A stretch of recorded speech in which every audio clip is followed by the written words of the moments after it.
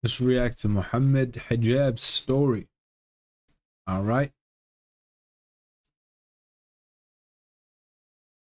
So I'm going to tell you a story that I haven't really ever shared before. When I was young, I remember watching Ahmed Didat and other preachers and du'at, and they were just mesmerizing. They had a deep impact on me. With the absence of a physical father figure in the house, the dawah became the replacement father figure. My love for dawah and my school experience actually led me to suffer from a lot of doubts. I remember some of my teachers in the school as well were slyly new atheists, trying to push that kind of worldview. And these kinds of things would actually have an impact on me. I became frustrated because I didn't have the intellectual tools to deal with all the doubts. This actually all started to have a spiritual effect on me. That's why when I started learning classical Arabic with my mum, who is an Arabic teacher, this was the key really in accessing the tools, not only deal with the doubts, but share Islam effectively. A key milestone in dealing with my doubts was during Ramadan when I was about 17 years old. I'm from Alexandria, Egypt. We went and there was a beautiful kind of Ramadan experience we had. And I remember I made dua when I was in sujood, in that Ramadan experience, and I said, may Allah test me with anything except for doubts. I never want to be tested with doubts ever again. And subhanallah, sometime after that,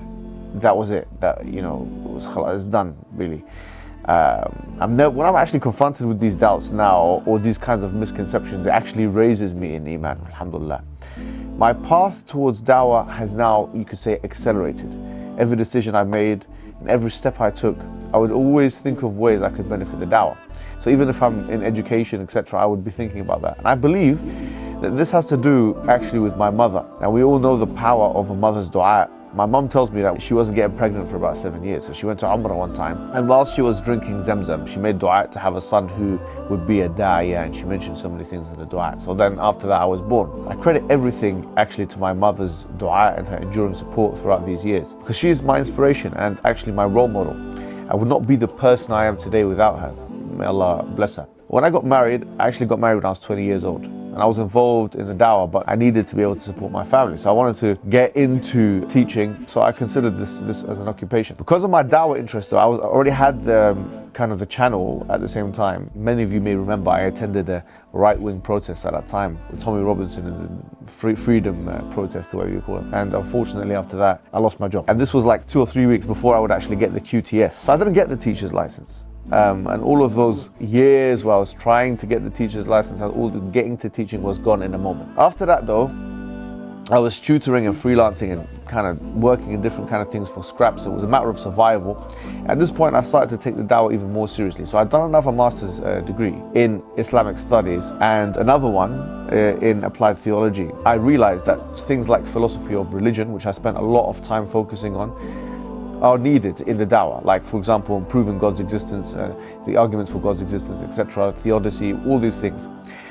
So, alhamdulillah, after that, I applied for the PhD program in the philosophy of religion to further my work. And that's why there is Muhammad Hijab now, the da'iyah, and not Muhammad Hijab, the history teacher. Wallahi, I feel I understand why Allah made me lose out on being a history teacher. He did so to guide me to teaching people about Islam. What's amazing about my story is that I started with doubts, and now I'm trying to answer the doubts.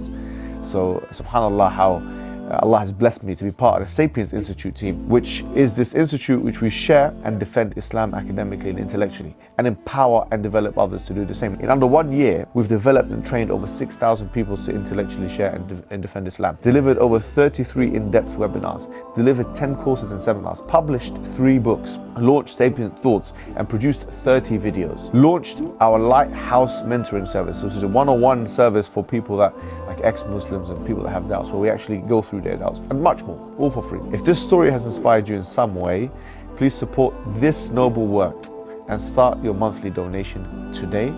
Inshallah, the link will be found in the description box. Wassalamu alaikum wa rahmatullahi wa barakatuh.